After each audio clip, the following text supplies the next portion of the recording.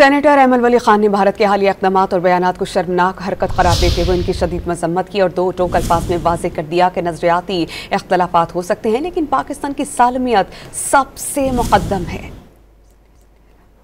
India ने जो हरकत की वो बिल्कुल एक शर्मनाक हरकत है। हम इस एक्ट को कंडेम करते हैं, हम इस पूरे ड्रामे को कंडेम करते हैं। As far as the sovereignty of the country is concerned,